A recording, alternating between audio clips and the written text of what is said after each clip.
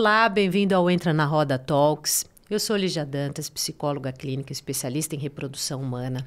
E eu criei o Entra na Roda para que eu pudesse trazer informação de qualidade com pessoas que eu confio a respeito desse universo da reprodução humana.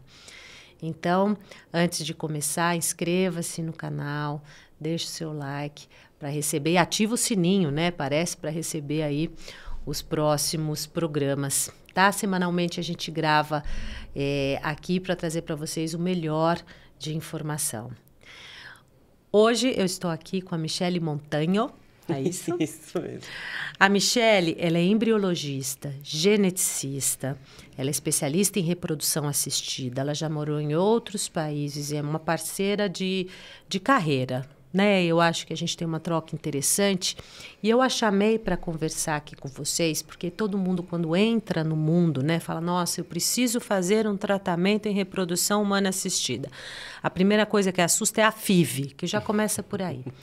Então, eu trouxe a Michele para que a gente possa decifrar junto com vocês, para que esse caminho fique mais confortável, para que vocês saibam o que perguntar para o seu médico quando tiver algum diagnóstico, ou quando aparecer uma sigla ou alguma coisa que vocês não entendem, pelo menos para vocês irem um pouquinho mais preparados para esse universo aí. Obrigada, Michele, por ter aceitado o convite. Que bacana ter você aqui, viu? Eu que agradeço. Primeiro, sempre as nossas trocas são ótimas, né? Ótimas. E a gente tem um pensamento realmente bem parecido e quer as mesmas coisas, pensa sempre na paciente, então estou muito feliz de poder estar aqui. É sempre o pensamento na paciente. Eu acho que isso que motivou o Entrar na Roda, viu, gente? Foi trazer mesmo. As pessoas, nas sessões de terapia, elas perguntam muita coisa, né? Então, e algumas coisas são bem comuns. Aí eu falei, eu vou criar um canal, porque aí eu mando o link, a pessoa vai lá e ela tem a informação de uma pessoa que realmente sabe o que falar. Isso é muito importante. Tem muita coisa ruim na internet também, né, Mi? Muita. Tem muita informação, mas esse boom de informação, a gente não sabe da onde vem, para quem que chega. Porque é uma coisa, por exemplo, a gente participa muito de congressos, né? Faz parte do nosso trabalho também, está sempre atualizado. Só que, às vezes, eu vejo que informações que são passadas em congresso, por exemplo, colocando na internet. E não é para o público leigo. A gente trabalha a vida inteira. Eu estou há mais de 20 anos que eu trabalho com reprodução. Então, uma informação que eu sei de um estudo que está acontecendo no lugar do mundo, está muito no início, de repente isso é jogado na internet, as pacientes ficam, eu quero fazer. Eu quero fazer, verdade. E aí a gente fica, não é assim, não está disponível. Talvez daqui a 10 anos a gente tenha uma resposta que seja positiva, ou daqui a 10 anos a gente fala, vixe, aquilo ali não presta para nada. Não sei, né? Então, é muito complicado isso também, né? Toda essa informação que tem disponível na internet, não é para todo mundo. A gente tem que ter um direcionamento do que a gente precisa, das fontes de onde vem e se é pra gente mesmo ou não. A gente sabe que a receita da amiga não serve para você, né? Exatamente. Isso é uma coisa que eu também bato muito na tecla. Os tratamentos, eles têm que ser individualizados, porque cada um responde de um jeito. Você fiz um ciclo numa clínica, não deu certo, mas minha amiga fez na outra, eu vou lá. Você não sabe qual é o caso da sua amiga. Você não sabe o que aconteceu de verdade. Às vezes, vocês estão na mesma clínica. Eu sempre falo que um tratamento que dá errado, ele traz muitas respostas pra gente. Então, quando dá errado, é claro que é triste. Você gastou o dinheiro, você gastou as expectativas, né? Que eu acho que é mais ainda do que o dinheiro envolvido, que não é pouco, a gente sabe. Mas aquilo dá um monte de informação. O que não deu certo? Qual foi o medicamento que usou? Não adianta mudar de médico, porque esse médico que já vai ter a informação do que deu certo, do que não deu certo, né? Exato. É claro que se você não se sentiu bem, se você acha que não foi bem assistida, isso é outra coisa. Mas não é só aquele médico, não, porque deu errado aqui, eu vou fazer em outro lugar. Você vai pingando de um em um, você vai começando do zero todas as vezes. Olha que interessante. Michele, para começar essa história toda, vamos pensar em explicar por que se falam em ciclos na reprodução humana. Vamos deixar para um outro ciclo. O que realmente significa isso? Vamos fazer nesse ciclo, vamos deixar no outro ciclo. Quando a gente começa a falar de ciclo, A gente tem que lembrar lá da aula de ciências lá no colégio. Aparelho reprodutor feminino. Exatamente. Era o ciclo menstrual, né? Do dia que você menstrua até a próxima menstruação. Isso é um ciclo natural. O que a gente faz nesse período aí que varia, né? De 21 a 30 e algo de dias. Varia também de mulher para mulher, às vezes até de mês para mês dentro da mesma mulher. Mas quando a gente vai falar do ciclo dentro do tratamento, é esse período que a gente vai ter para trabalhar. Então, o ciclo sempre vai começar no dia da menstruação. E aí a gente vai contar quantos folículos que tem, lá logo quando a mulher ainda está menstruada. Essa contagem de folículos é para ver o potencial de óvulos que tem ali. Não é o número de folículos que vai ser o número de óvulos. Porque o folículo, na verdade, é o espaço onde pode ter o óvulo lá dentro. Se vai ter, se não vai ter, se ele vai estar maduro ou não, a gente só pode lidar com óvulos maduros. Então, se eu olho lá, somando os 2 ovários, você tem 15 folículos, você vai ter no máximo 15 óvulos. Vai ser 15? Com certeza não. Se for um ciclo muito, muito bom, pode ter 13, pode ter 12. Mas às vezes tem... Tem sempre uma diminuição desse valor. Sempre tem. É bom pra gente ajustar as expectativas, gente, porque o psicológico funciona. A gente vai perdendo, né? Isso. É o funil. É o funil. É o funil. Sempre começa... Por isso é bom a quantidade inicial ser grande pra gente ter uma possibilidade maior de lá no final a gente ter coisas boas. Porque se o funil já começa pequeno, a possibilidade da gente conseguir um blastocisto bom... euploide, vou falar tudo isso depois. É outra palavra. Muitas palavras. Muitas. Né? Também é mais difícil. Impossível, claro que não, mas também é mais difícil. Então, o ciclo, o que é? Quando a mulher, ela primeiro dia, menstruou, aí logo no primeiro ou segundo dia, nos primeiros dias da menstruação... Já aparecem os folículos. Isso, a gente vai contar os folículos. E aí, ok, eu tenho um número de folículos bom, tá tudo certo, vamos começar esse ciclo. Como é que vai começar? Com as injeções.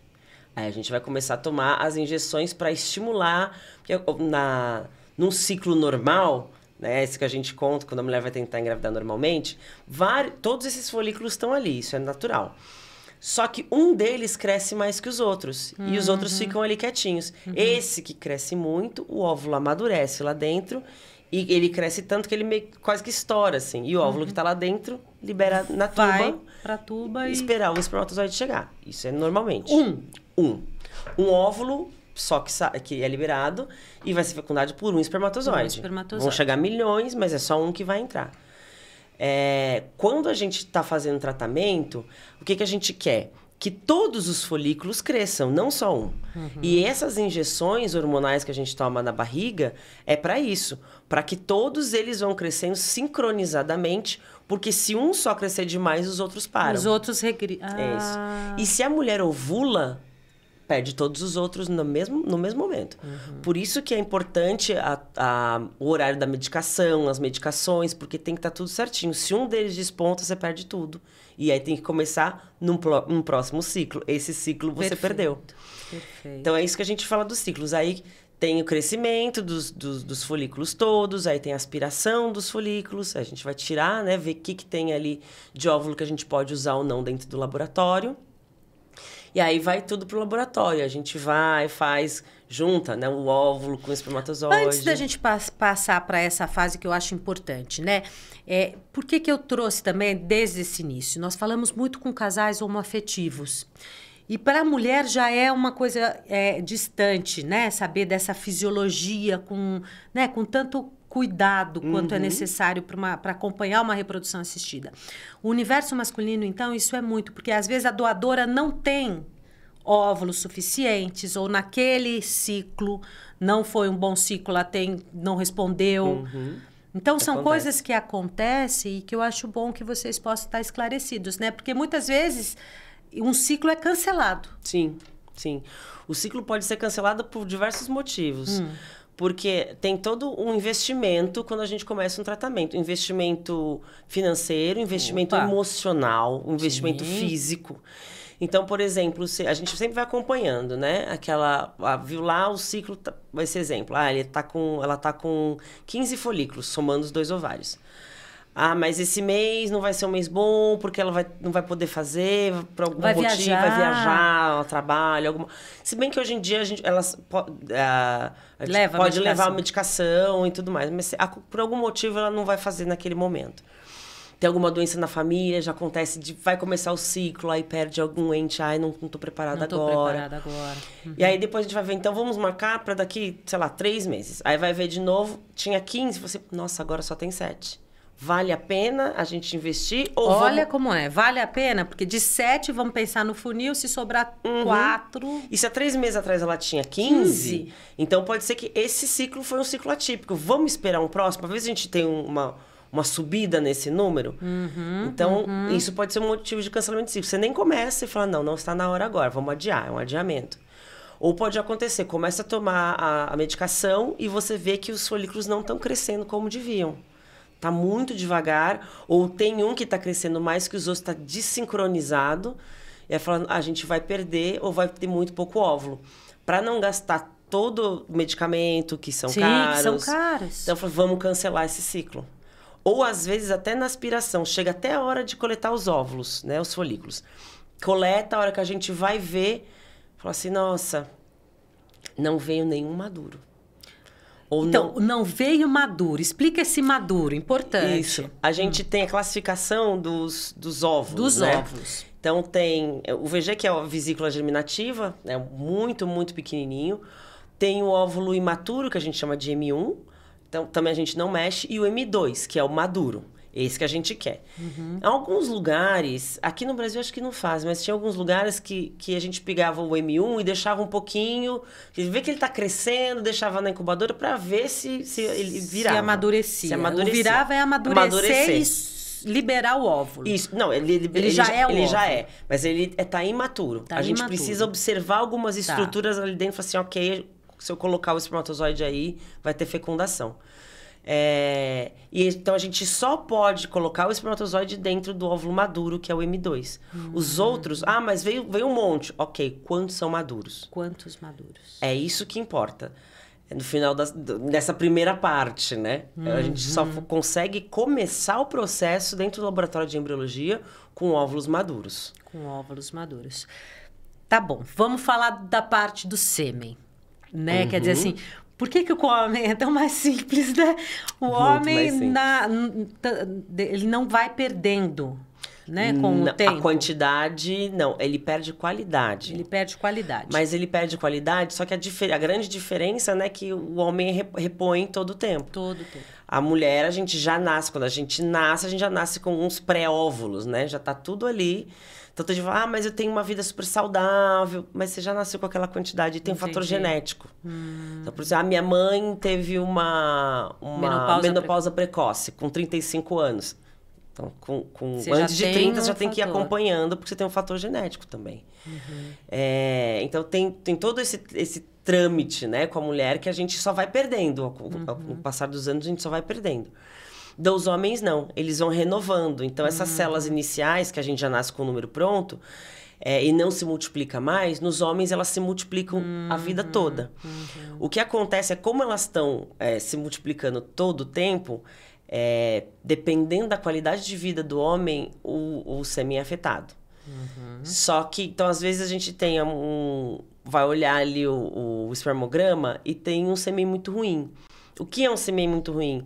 Ou com baixa quantidade, ou com baixa motilidade. Às vezes eles não nadam para frente, né? Tem uns que ficam correndo atrás do rabo, assim, igual cachorro. Deve ser uma imagem interessante. É muito interessante. E esses nunca vão chegar não vão chegar no objetivo. Nunca. E aí a gente vai para o tratamento. Só que também, como eles estão produzindo todo o tempo, se você entrar com uma alimentação melhor, com vitaminas, com um estilo de vida diferenciado, às vezes em 4 meses você tem uma alteração que melhora muito o sêmen masculino. Fica a dica, nós temos um programa com a Inara para falar sobre isso, viu? Com a Inara nutricionista. A gente falou bastante sobre o fator masculino. É muito bom. Porque a resposta, a gente consegue observar uma resposta quando o fator é masculino, que é muito difícil você ver quando o problema é na qualidade dos óvulos. Aí fica bem mais complicado, porque eles já estão lá e eles não se renovam. E aí, quando a gente vai falar de tratamento, quando o fator é masculino, imagina, tem milhões de espermatozoides. A gente precisa de um para cada óvulo maduro. Um bom para cada óvulo maduro. Se deu 4 óvulos, a gente vai precisar de 4 espermatozoides. Mas são milhões. Quando você vê no exame, são não sei quantos milhões. Então, assim, mas tem baixa contagem. Muito, muito baixa contagem. Quase nada. O quase nada é o quê? É 200 mil. Sabe? Ainda tem chance. Tem um monte. Se a gente for fazer em laboratório, é bastante. É que a gente tem que ver, aí a gente vai procurar naqueles embriologistas, a gente olha, tem todo um tratamento desse sêmen para separar os que são de melhor qualidade dos que são imóveis. Na hora que a gente vai pegar a embriologista, né, ali olhando o microscópio, a gente olha qual que tem a morfologia mais bonitinha, qual que provavelmente seja o melhor daqueles que a gente tem disponível. Mas, por exemplo, tem homens que não têm espermatozoide no sêmen. Não vem. É o tal do azospérmico. Isso, o azospérmico real. Porque tem o que tem a criptoazospermia, que na verdade o cripto ele tá escondido. Você pode achar, mas é difícil, mas você acha algum escondido ali. O azospérmico não tem nada. Tem como conseguir espermatozoide? Tem. A gente consegue fazendo biópsia de testículo. Então, sempre começa com uma punção de epidídimo. O que é? Coloca uma agulha, claro que ele vai estar anestesiado, pode ficar tranquilo, não vai sentir nada. E tenta puncionar direto do epidídimo, desculpa, para ver se vem espermatozoide. Se não vem, já aproveita a mesma anestesia, tem um termo que é assinado antes, para fazer a biópsia de testículo. Então, a gente abre e vai retirando pedacinhos bem pequenininhos, claro, do Esse que testículo. É o que chama tese? Isso. Tese ou tesa? Tesa. Tesa. Então, a gente tira as partezinhas para procurar espermatozoide viável ali dentro. Às vezes, eles não se mexem, porque eles não entraram no líquido, não teve toda uma diferenciação. Isso acontece no caso, por exemplo, de quem fez vasectomia? Vasectomia é só assim que a gente consegue. Isso. Vasectomia, ou quando tem um fator muito grave de... Fragmentação, essas coisas? Não, quando a gente tem uma obstrução nos canais, e aí, como se estivesse entupidinho ali. A gente às vezes tenta e não consegue desobstruir, isso é uma outra maneira de conseguir. E às vezes não tem produção muito de espermatozoide mesmo, a gente tem que ir lá procurar. E nessas ocasiões, ainda assim, a gente consegue espermatozoides viáveis, eles não tão bonitinhos daquele jeito, mas a gente dá uma olhadinha e acontece. Eu lembro, tem um casal de amigos também, né, que a gente, quando trabalha muito no Brasil, acaba ficando amigo. E hoje eles são pais de eles tiveram 4 blastos, 2 menininhas e tem mais 2 congelados. As meninas já estão com 8 anos, então faz um tempinho já. E era esse caso, ela era nova, tudo certinho, e ele não tinha, era azospérmico total, não tinha nada. A gente Conseguiram. Tinham 7... A gente conseguiu 7 maduros dela. Através de tesa. Isso. Aí a gente falou assim, precisamos de 7 espermatozoides. E foi tirando e tal. Assim, o médico vai tirando e manda pra gente na embriologia. A gente vai mexendo ali no tecido, porque você tem que achar que tá no meio do tecido, ele não tá livre. Você vai achando, achei achei mais um. E já... E aí a gente vai separando, ok, quantos óvulos tem? 7. Tenho 10, achei 10 espermatozoides. Tá bom, fecha, acabou. E aí a gente coloca um em cada um. E neste caso específico teve 4 braços lindos. História linda. Duas filhas Nossa, lindas. Acontecem coisas lindas no laboratório, né? Sim. Eu imagino. Sim. Bom, e o tal do DNA fragmático que estão falando? Fragmentado. O que é isso? Também tem a ver com o fator masculino. Um fator masculino. O que a gente observa? Nos óvulos, a gente não tem como ver... A gente só vai descobrir realmente a qualidade no óvulo no momento que a gente fecunda e começa a desenvolver o embrião. Às vezes, no momento que você vai colocar o espermatozoide dentro do óvulo, né? O ICSI, ingestão... ICSI? ICSI. Como que é? ICSI é o quê? Quer dizer a sigla do quê? ICSI é com I o final. ICSI. O que quer dizer essa sigla? Vem do inglês, mas quer dizer injeção intracitoplasmática de espermatozoide. O que quer dizer isso, ICSI? Então, o que é o ICSI? A gente vai buscar o melhor espermatozoide que a gente observa com uma agulha e a gente vai injetar, isso é injeção.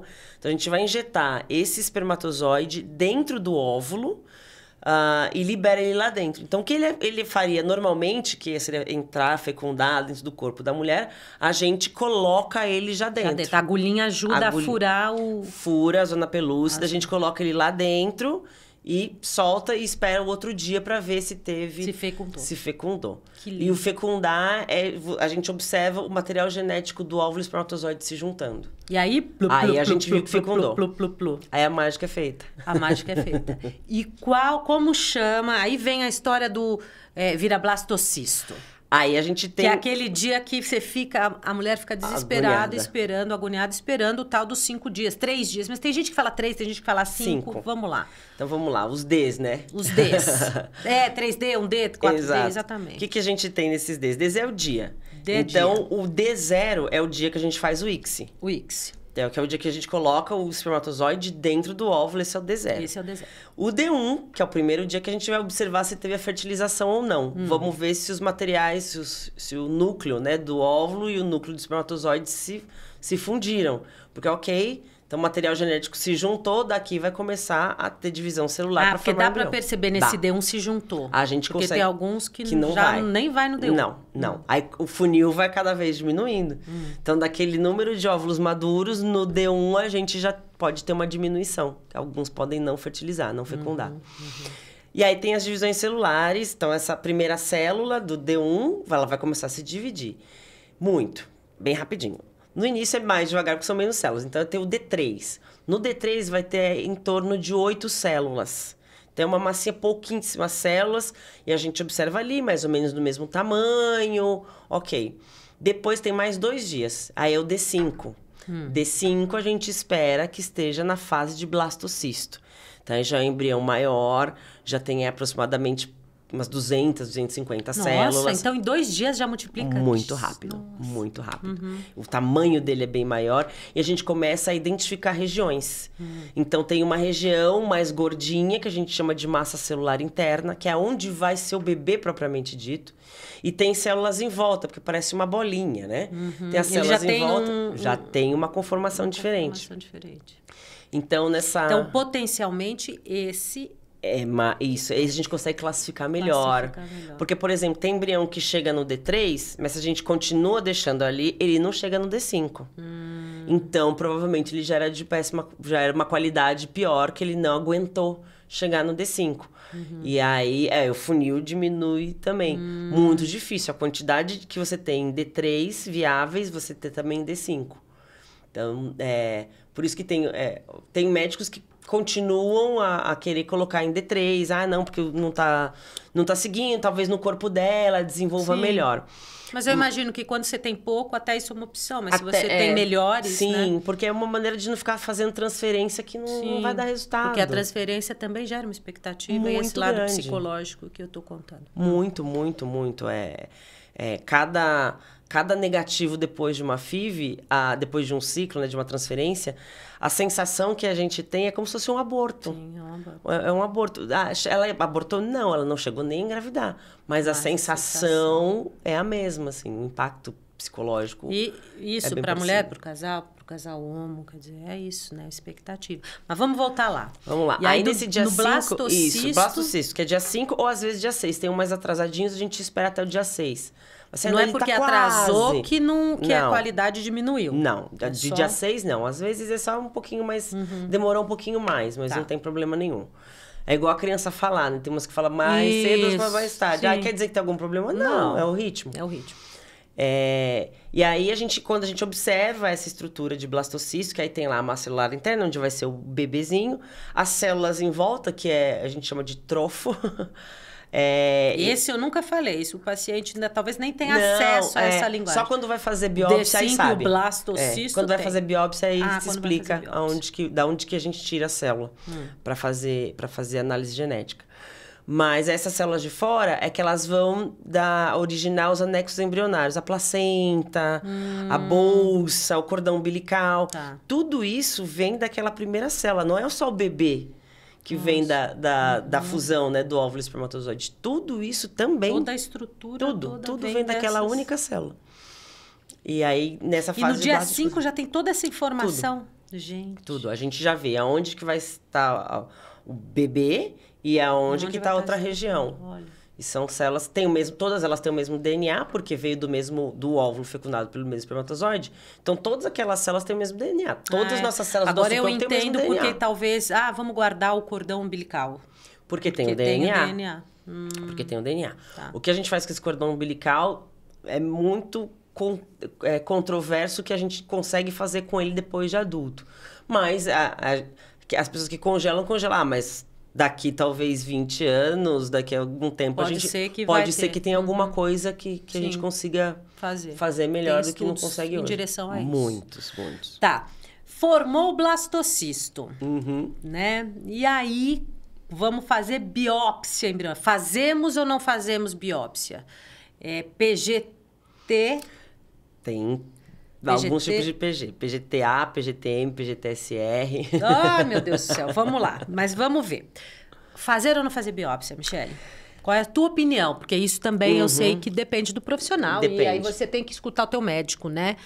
Mas vamos entender por que se faz e por que não se faz. Então, vamos lá. A biópsia embrionária, o que a gente faz? Nessa região desse blastocisto, onde não está o bebê, onde ele vai ser formado, na outra parte do trofo. A gente tira algumas células dali com um laser. Vamos pensar que já são milhões. Já são 200.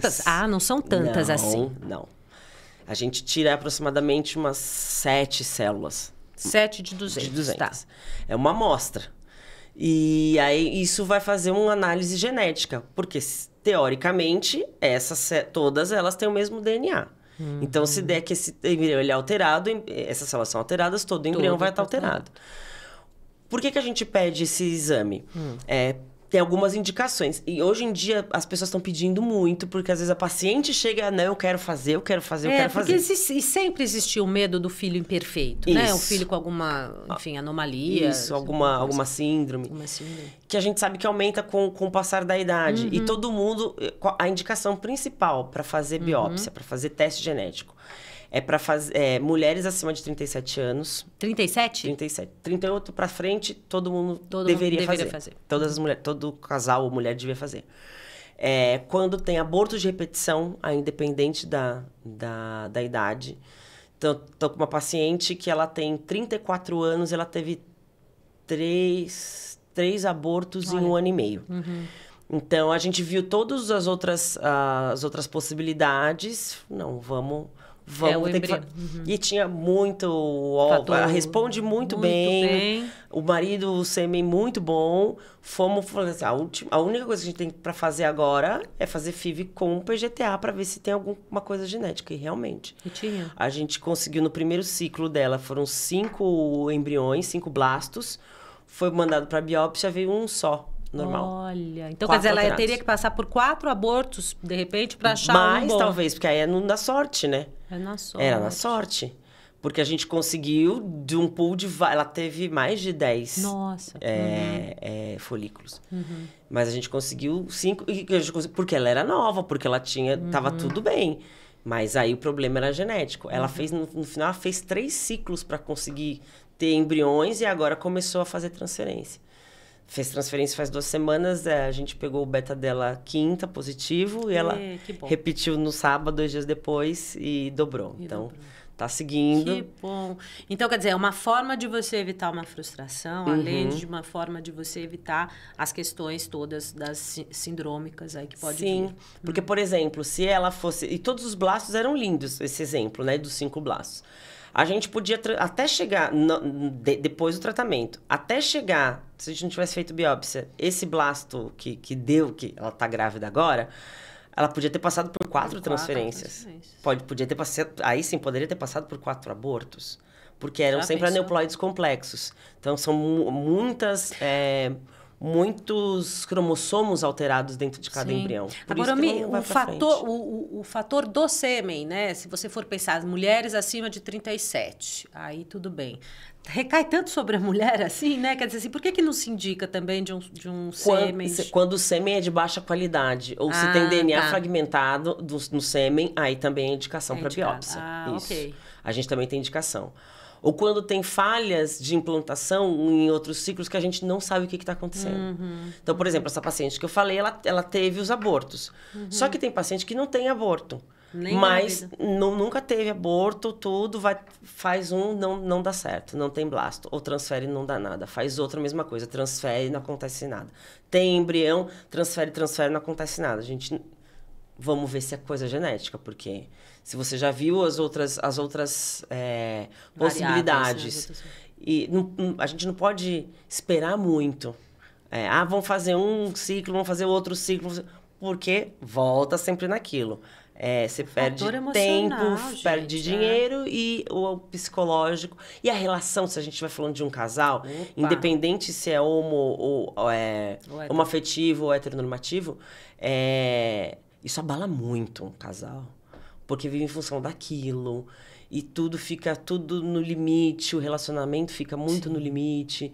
Então, é um problema que... É porque você tomou cerveja? Não, você que está trabalhando demais. E, puxa, fica numa acusação, né? Isso, numa tensão muito grande todo o tempo. Isso é importante também da gente comentar. Então, esses são... O bom que a gente vê, que eu gosto de trabalhar da ciência também por essa parte, que as coisas vão evoluindo. Agora está começando a estar disponível também, já tinha estudos há algum tempo, mas resultados realmente bons de PGTA não invasivo. PGTA não invasivo. O que é PGTA? Primeiro, a sigla, né? Estamos falando de siglas. Vamos falar a sigla. PGTA. PGTA é um teste pré-implantacional genético, né? Para aneuploidias. O A é de aneuploidia. O que é aneuploidia? O prefixo A é sempre negação, né? Isso. O ploidia é a quantidade de cromossomos que uma célula tem. Então, por exemplo, qualquer ser humano, geneticamente normal, tem 46 cromossomos. Todas as nossas células têm 46 cromossomos. Que são 2 pares de 23, né? Então, cada um do cromossomo 1 até o cromossomo 23, desses parzinhos, cada um do parzinho veio do óvulo e o outro do parzinho veio do espermatozoide. Então, cromossomo 1, eu tenho 2 cromossomos 1. Um veio da minha mãe e um veio do meu pai. O parzinho 2, mesma coisa. Um veio da minha mãe e um veio do meu pai. Todos os 23 cromossomos são assim. Então, esse a gente fala, por isso que a gente fala que nós, seres humanos, somos seres diploides. Temos 2 tipos de cromossomo de cada um. Quando a gente fala que o embrião ele é aneuploide, quer dizer que tá errado, então é uma quantidade equivocada de cromossomos. Ele não vai ter 46. Pode ter 47, pode ter 45, pode ter 48. E esse número? Porque número. Vem às vezes, sei lá, eu passei por uma situação que era do cromossomo... Qual que é? Batal mesmo? Acho que é 13, sabe? Bom, mas enfim, esse número que vem também é uma alteração no cromossomo... Número tal, isso. Número tal. Isso. É referente a esses Exatamente. pares. Por exemplo, eu falar que todo mundo mais conhece, que é o Down, é a trissomia do 21. O que é? O par 21 é um par de 3. O par de 3 está errado, certo? Então, ele tem... se você olha lá no laudo, né? Tem 47... Porque você tem um a mais, e aí ele mostra que é o 21 que está a mais. E aí, no final, tem XX ou XY, né? Para sexo feminino ou sexo masculino. Entendi. Isso que a gente tem no final do laudo do PGTA. PGTA, de aneuploide. E aí que eu estava falando, que com a evolução da ciência, hoje em dia, já está começando a ficar disponível no mercado PGTA não invasivo. Não precisa fazer biópsia para tirar. E como faz? Com o meio de cultivo. Então, quando o embrião está crescendo, ele vai liberando DNA, algumas células elas estão se dividindo e outras vão morrendo. Isso dentro do laboratório está ali, no D1, no D2 D1, no D2, D3, D4, D5. Quando ele está crescendo, ele vai liberando parte do DNA de todas as células. Naquele meio que ele fica numa gotinha, né, do meio de cultivo, ele não fica seco, né? Ele está ali dentro de uma bolinha, né, de uma gotinha como eu digo, tem nutrientes, que tem tudo ali que o embrião precisa para se desenvolver. Mas e sai do próprio embrião, ou é o laboratório? O laboratório coloca. A gente coloca uma gotinha e cada gotinha a gente coloca um embrião, que cada embrião vai crescendo dentro dessa gotinha. Uma piscininha, né? Piscininha. E essa piscininha... Essa piscininha tá cheia de DNA do embrião. De DNA. E hoje em dia a gente consegue, então, no momento que em vez de fazer biópsia, tirar esse embriãozinho, congela, e essa piscininha de DNA é levada para fazer análise genética. Porque essa piscininha vai pro lixo. Vai pro lixo. Então a gente consegue ali, e aí você não tem uma representação só daquela célula do trófico que você tirou. Porque pode acontecer de você tirar uma célula dali, que aquela célula não é boa, ela é uma célula aneuploide, só que, na verdade, aquela massa onde vai ser o bebê, tá tudo certo. Ai, e aí vem o laudo falando que é um embrião aneuploide, pra você descartar. Precisa descartar. E no final ele pode ser um embrião que seria um bebê lindo. Os médicos que são contrários É por isso. É por isso. Assim, a gente não tem certeza. O que a gente mais tem medo é de descartar embrião bom. Pois é. Porque é tão difícil conseguir, ainda mais com o passar do tempo. Uma mulher de 40 anos, imagina, ela conseguiu, com sorte, 2 blastos lindos. Aí volta, é aneuploide. Você tem que confiar. Uma vez que você manda para análise, tem que confiar, porque senão você vai ficar doido daquilo. Senão você vai ficar louca. Não pode transferir. Mas e se acontecer uma coisa dessa? Pode acontecer? Pode. Uma vez, Michele, isso explica algumas coisas. Por exemplo, teve um caso particular que eu atendi, fez a biópsia, tudo bem, deu um positivo, só que o embrião era anembrionário, outra palavra. A gravidez anembrionária. Como é que pode, se foi feita a biópsia? Por vários fatores, e esse pode ser um deles. Porque também tem o contrário. A gravidez anembrionária, geralmente, ela tá relacionada à alteração genética do embrião. E o contrário também pode acontecer. Essas células que a gente retirou tão ótimas, mas ali as outras tem célula que não tá boa. Entendi. Ou o resto do embrião não tá bom. É o falso positivo ou o falso negativo. No momento que você vai assinar ali para contratar, né, a técnica, tá escrito que tem essa possibilidade, porque você não tem uma visão total do embrião. Não tem como. Sim. Tá dentro do... E por exemplo, um outro caso que aconteceu comigo, que até foi curioso, então veio a biópsia, tudo bem, né? É um embrião viável, que é uma palavra também. Embrião viável é um embrião bom, né? Euploide. Sim. Euploide é um embrião viável, que é um embrião bom. Aneuploide é um embrião que está faltando, como ela explicou ali. Ou sobrando cromossomo. Então veio do sexo feminino. Veio do sexo feminino. Mas no ultrassom apareceu um embrião masculino. Quase, olha, vou te falar que foi um caso que marcou. Eu falei, como pode, né? Então aí fui pesquisar. Me explica como é que pode acontecer isso. Pode acontecer, quando acontece... Por quê, isso, né? Você fala, meu Deus. Pra gente, o teste, para entender tecnicamente, a gente diferenciar o cromossomo X do Y é bem complicado. Porque que vai definir se é sexo feminino ou masculino, né? Então, o sexo feminino são 2 cromossomos X e o sexo masculino tem um X e um Y. O cromossomo Y é muito pequeno. E como ela é mulher? Ela vai ter... Como é que a gente faz o teste? Se a gente vê... Se tem Y, é menino. Se não tem Y, é feminino. É menina. Então, a técnica, ela é um pouco mais complicado a parte a sexual. Tanto que a gente fala, não faz o tratamento só para saber se é menino ou menina. A acurácia grande mas é mais complicado você fazer só por causa disso. Sim, acho que nem... Isso. E outra coisa que pode acontecer é contaminação materna. Por quê? Lembra aquele óvulo inicial que a gente pegou lá? Ele vem... Você capta o óvulo, ele tem em volta dele um monte de células do cúmulas. Isso. Dos células da mãe, células do cúmulo, que é tudo da mãe. Claro que no laboratório a gente limpa, tira a maior quantidade de células possível e depois isso vai para cultivo e tal. Se no momento de captar, de fazer a biópsia, veio uma célula da mãe ou algumas células da mãe junto... Teve mais X do que Y. Olha então, só. Na hora que a gente vai fazer a leitura, a gente vê X. E o Y fica escondido porque tem muito X ali e você não consegue observar. Então, pode ser contaminação com célula da mãe. Então, você vê como a gente não tem o controle. Na verdade, por mais controle que temos, e olha a tecnologia, o que está evoluída, né? Existe algo que a gente não domina. E ela tem um menino maravilhoso, e depois veio a menina, mas ela nunca existe o 100%, né? Quando a gente fala em ciência, nunca tem 100%. Mas a gente vê evoluindo, igual eu falei, agora já está chegando no mercado o PGTA não invasivo. Que legal. E o engraçado é que eu estava comentando no congresso semana passada, que a gente estava falando sobre isso, que quando eu comecei, né, em 2008, foi quando eu comecei a entrar no laboratório de embriologia mesmo, a gente fazia a biópsia e embrião em D3, esse que tinha 8 células. Como que você fazia? De 6 a 8, como que você fazia? A gente usava ácido e tirava uma dessas células. Você está tirando 20% do embrião. É muita coisa. É muita coisa. Você tirava uma dessas células... E aí pode ser até que o embrião seja prejudicado. Claro. Pela própria biópsia. Claro, pela técnica. A gente tirava uma célula e fazia uma análise chamada FISH, que você vê os cromossomos, mas em uma célula só. Não dá para devolver a célula. Não dá, não tem como. Vamos grudar, junta de novo. E quando você soltava, essa célula se desprendia e você ficava procurando ela ali no microscópio, porque era muito pequena, era uma só. Então, e a gente fazia isso. E aí a gente ficou assim, meu Deus do céu, olha que loucura, a gente pegar 20%, uma representatividade de uma célula só. O quanto embrião a gente pode ter eu ia falar danhado, né?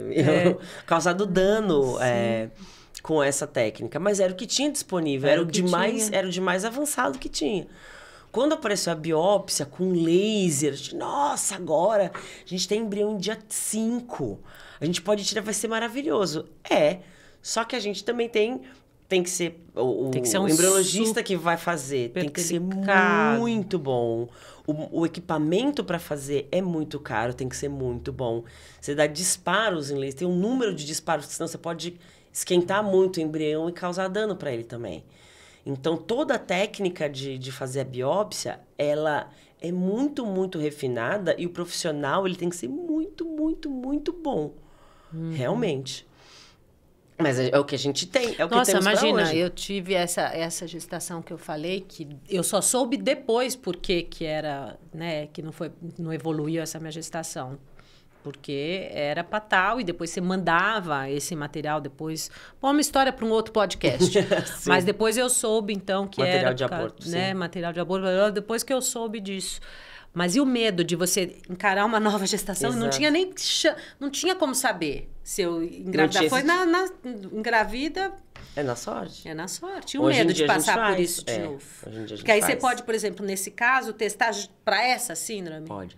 Porque assim, quando eu falo de... Eu tenho alguma coisa na família. Porque às vezes não tem na família. Por exemplo, então vamos lá. A gente tá falando PGTA, ele vai ver número de cromossomos. Aquilo que eu falei, dos 23, isso é o PGTA. Tem outros PGs. Tem. Tem o PGTM, que é para monossomias. O que é?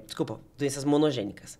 O que acontece? São para algumas doenças que só que a gente tem que saber o que está procurando. Tipo o quê? Dá exemplo. A gente é leigo. Tipo, por exemplo, eu ia falar um que não tem muito. A distrofia... Neuromuscular. Distrofia muscular. Então, isso é um problema genético que ele tem esse caráter monogênico e é recessivo. Isso, e é recessivo. O que isso quer dizer que ele é recessivo? Quer dizer que eu posso ser portadora, o meu marido também, só que eu não tenho, só que não aparece em mim, porque eu tenho um gene só desse. Eu preciso de 2 para ele aparecer. Ele, meu marido também, então não tem, às vezes tem caso que tem alguém lá atrás da família que teve. Ou às vezes ninguém teve. Aí o que acontece? Eu tive um bebê que teve esse problema e morreu logo depois do parto. Então quer dizer o quê? Que eu tenho algum gene desse aqui e o meu marido também.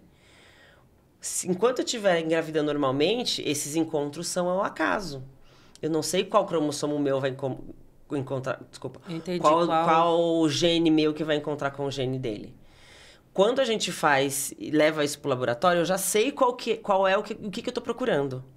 E aí a gente faz o PGTA, como se fosse o PGTA, né? Faz a biópsia. E em vez de analisar o número de cromossomos, eu vou ver qual dos embriões tem aquele gene específico. Os dois ali, os dois genes... Sim, os dois se encontraram. Os dois se encontraram. Então, provavelmente, um embrião contaminado. Vamos dizer, contaminado, não é a gente fala palavra, afetado. Foi afetado por essa doença. Essa doença. Então, os embriões que são afetados, a gente não transfere. Que obrigatoriamente vão dar origem à doença. Ah, então quem tem um histórico de doença de alguma doença genética, a gente vai buscar. Tem que fazer. Aí, dependente da idade, tem que fazer. Tem que fazer. Porque aí a gente vai saber qual o embrião que não tem. Que às vezes são embriões maravilhosos, lindos, lindos, lindos. Mas não vai. Não Olha vai. que importante Não que vai. é isso. Por isso, esse rastreamento da família é muito importante, né? Você saber com quem que você tá. E quando a gente fala de banco de sêmen, isso também é importante. Banco de óvulos e banco de sêmen, isso é muito importante. Porque o banco de sêmen tem muitos... Isso é uma coisa interessante da gente pensar. Que tem alguns desses testes, a gente chama de teste de painel de recessivos. Porque essas doenças escondidas, né? A gente fala que é recessiva. Então, ela só vai aparecer se encontrar o outro genezinho ali. Todo mundo tem algum genezinho recessivo que pode dar alguma doença. Todo mundo tem, alguns. Só que tem que dar o azar de encontrar outro que tem também. E tem alguns que eles são mais presentes em algum tipo de população. Então, por exemplo, a população africana tem uma quantidade maior uma possibilidade maior de ter anemia falciforme, que é uma doença genética recessiva. Então, 2 africanos... A chance é maior. Então, assim, uma mulher que tem origem africana, ela vai buscar um sêmen que ela quer um africano também. Talvez valha a pena ela pedir, ver se esse doador ele fez o painel de recessivo para combinar. Por isso, pessoal, muitas vezes o médico, né, mesmo o fertileuta, encaminha para um encaminhamento genético. Nós também temos um programa, olha só, já temos um programa sobre aconselhamento genético, depois vocês procuram aqui no nosso canal, tá bom? É importante, por isso, porque como você... É óbvio, quando os encontros são ao acaso, é mais difícil, e aí você lida com o que tem, tá? Tive uma filha com anemia falciforme, ok, vamos tratar. Agora, se você está se programando para isso tudo, não custa. Custa. É esse também. Isso muita gente às vezes opta por fazer porque ainda, né? São testes. Mas se você sabe que tem alguma coisa na família, principalmente, aí vale dar uma rastreada para impedir coisas futuras. Tá. Desses testes genéticos também, eles dão umas novas siglas. Se o embrião tem nota de embrião, vem nesses testes? Não é no PGTA? Não. É porque, assim, por exemplo, o score, né, dos embriões, tem uns... Depende. Tem alguns... tá falando dessa biópsia não, do PGTA não invasivo. Tem algumas técnicas, alguns laboratórios que oferecem esse tipo de teste, porque ele é muito novo e tem uma acurácia diferente, porque cada laboratório desenvolve o seu. Não tem troca, né? Eu faço o meu e aqui eu vou procurar a melhor técnica para fazer.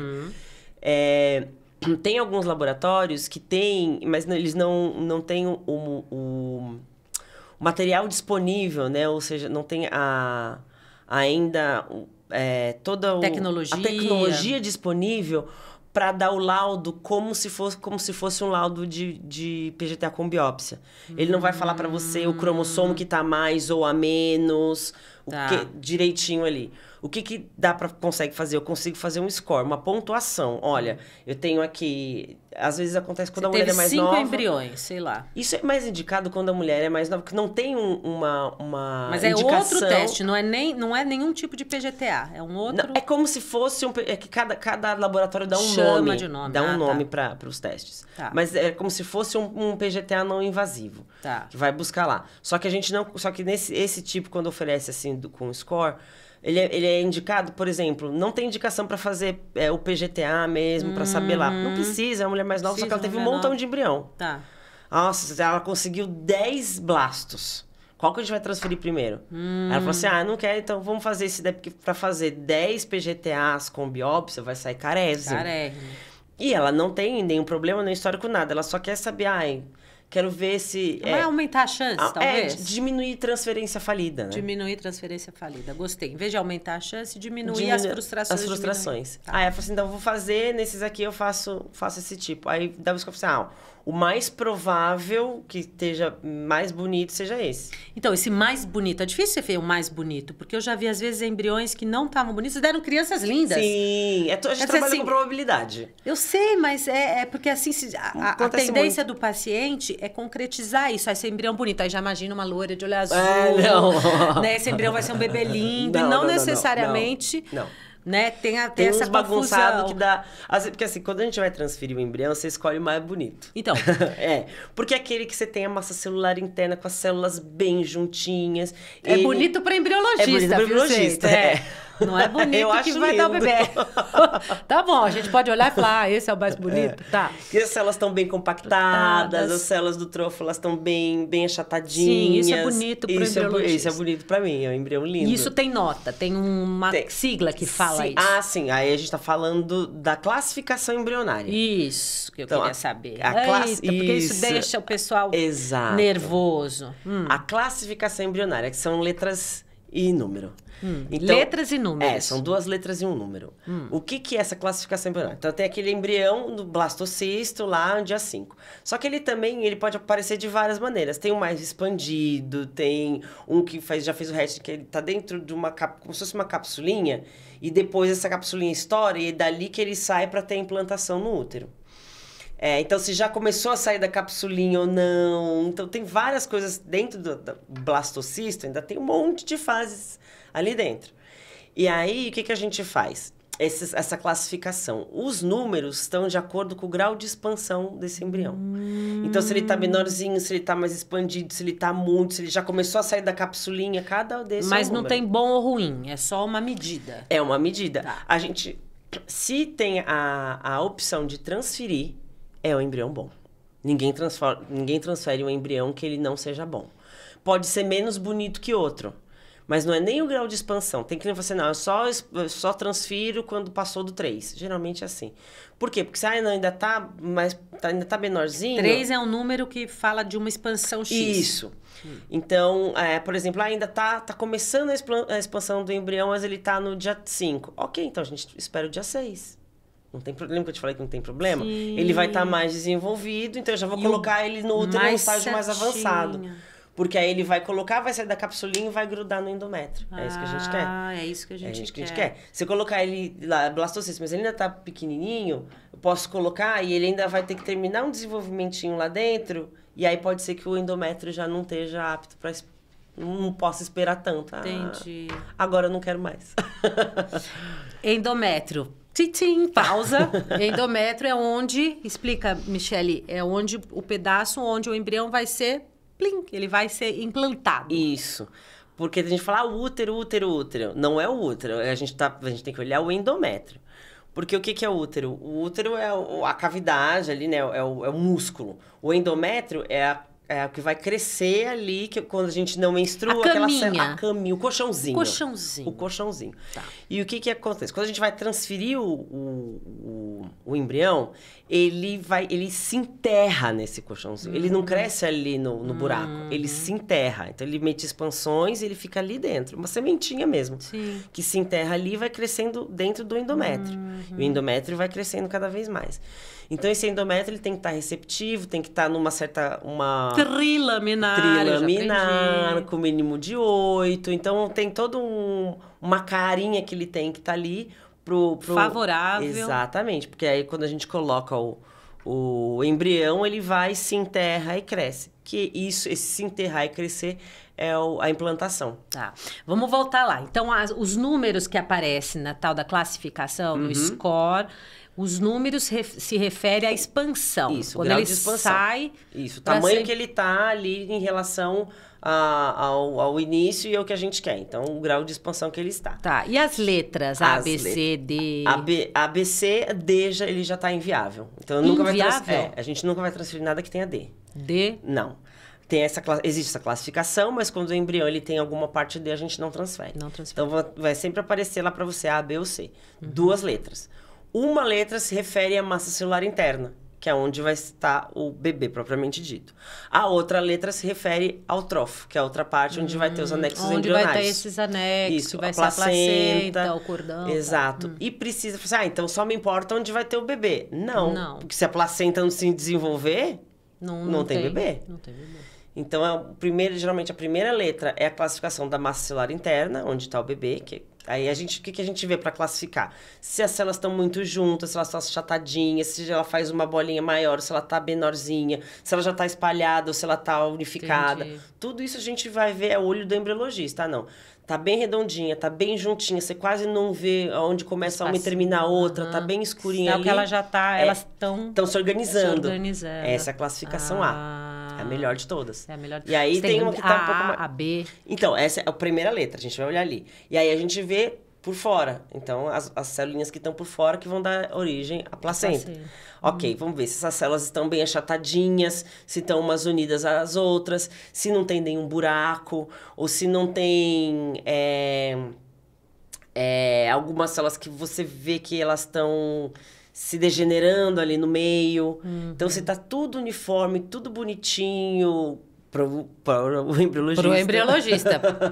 Tudo certinho, como tem que estar da classificação A também. Então, você tem um embrião, por exemplo, 5, um grau de expansão bem grande, AA. Então, tá um grau bom de expansão. A classificação da massa celular tá lindo. E por fora também tá lindo. Então, se for AB... Por dentro tá lindo, aqui tá bonito. Tá bonito, ok. Aí, é BC. Aqui tá bom, aqui podia estar melhor, mas tá bom também. Então, fala assim, eu tenho um embrião que é CC. Ok. Ele pode chegar lá. Ele é viável. Por quê? Porque ele só não é viável se ele for D. E D a gente não transfere. Ele tá menos bonito que o outro. Porque às vezes dentro do corpo da mulher, às vezes... Sim, e é aquilo que eu falei, é o momento. Nossa, teve uma paciente minha que teve um embrião... mosaico, outra palavra. Embrião mosaico. O que é mosaico? O mosaico é quando a gente vai fazer aquele teste da biópsia para fazer o PGTA. E aí, vem os dois tipos de células junto. Vem célula euploide, que é normal, e células aneuploides, que tem alteração genética. Aí você fala, o que eu faço? Quem vai prevalecer? É normal ou não é normal o embrião? E às vezes pode ser isso, uma questão E às vezes o próprio embrião, conforme ele vai crescendo, ele tem uma tendência a se regenerar. Aí tirando as células que não estão boas e fica. Mas pode acontecer o contrário também. As células que estão boas saírem, entrar em apoptose, né, em morte, e ficar o embrião totalmente alterado. Como é que a gente faz quando é assim? Transfere ou não transfere? Se tiver euploide, você não vai transferir o mosaico. Você vai transferir o que você sabe que tá bom. Sim. Só sobrou o mosaico, só tem um mosaico. Tá. É mosaico de qual cromossomo? É baixo grau ou alto grau? Ou seja, vem muita célula ruim em comparação com as boas. Tá. Muitas células alteradas em comparação com as boas ou não. Então, a gente vê essa quantidade. Por exemplo, a gente geralmente transfere os embriões em mosaico quando estão em... Por exemplo, quando o cromossomo associado é um cromossomo que está alterado, é um cromossomo que está associado a aborto. Assim, nossa, mas o que causa aborto você transfere? Sim. Porque se o embrião... Óbvio que você fala... outro prevalecer, tudo é uma escolha, o médico informa. Tudo. Então, a gente vai falar assim, olha, você tem esse aqui, é assim... Às vezes, o médico até manda pra gente, né? Pra gente se explicar direitinho, pra não ter problema. Então, assim, o que vai acontecer? Olha, a chance de... A gente sabe que tem embriões assim que a chance de gestação é 40%. Só que você não tem nada, ou 40%. É bastante comparado com zero. Só que com consentimento informado, tudo direitinho, porque se esse embrião que ele é mosaico, se a gestação for adiante, quer dizer que se arrumou. Se não for adiante, quer dizer que não. Então, ela tem uma chance maior de aborto. Legal, e eu tive essa experiência, um bebê lindo. Qualquer dia eu vou chamá-la para contar a história. É muito bom. Bom, então chegamos lá nessa classificação dos embriões. Para mim, obrigada, Michele, você não sabe como isso me esclareceu. Que bom. Então, depois, esse embrião formado, ele é implantado. Transferido e acontece a implantação. Isso. A partir da implantação, espera-se o tal dos 10 dias. 9 dias. 9 dias. Tem gente que até faz antes, mas né, não é recomendado, eu peço tanto para não fazer o de farmácia, porque ele não consegue... Qualquer resultado que dê, a gente não consegue acreditar. Por quê? Porque tem muito... Por exemplo, deu positivo, um positivo fraquinho, já fica feliz da vida. Só que tem alguns medicamentos que você usa depois que tem HCG. E aquilo pode sair na urina e dar um falso positivo. Que é a tal da gravidez química. Não, aí, com a gravidez química é quando já teve a implantação, tá seguindo, mas para. Nesse caso, pode ser que não tenha tido nem implantação. Nem implantação. Só que como algumas drogas que você usa durante o ciclo, tem HCG. Se isso sair na urina, você pensa que deu positivo. Se o teste é mais sensível, deu positivo e aí não deu. Não teve nada, não é nem química. Ou o contrário também. Pode acontecer de você faz um pouco antes da hora e deu negativo, você fica chateada e triste, chora, que deu errado de novo e tal. Só que cada um tem um tempo. Pode ser que aquele embrião ele teve uma implantação tardia. Ele demorou um pouquinho mais. Se ele demorou um pouquinho mais para implantar, ele vai demorar um pouquinho mais para liberar HCG para você ter uma quantidade na urina. Então deu negativo, você se acabou de chorar, triste e tá grávida. Olha lá. Então eu sempre falo, eu sei que é difícil, mas espero 9 dias para fazer o teste de sangue. O beta de sangue. Porque a gente vai ter um número também. E a gente sabe que dependendo do número do beta, a gente tem que tomar alguns cuidados ou não. Não é só positivo ou negativo. Se é um número acima de tanto, então posso ficar mais tranquilo. Um número entre tanto e tanto, é um positivo, mas com ressalvas. Vamos esperar, fazer um novo teste, aumentar a progesterona. Isso, vamos ver como é que se desenvolve. É um positivo com um alarme, um positivo com luz amarela acesa, mas também como tudo, não dá pra generalizar nada. Igual que a gente estava falando antigamente aqui da classificação. Eu já vi embriões 5, 6 AA lindos, não darem nada. E aí a gente deixa o último lá, aquele 4cc, é o que deu certo.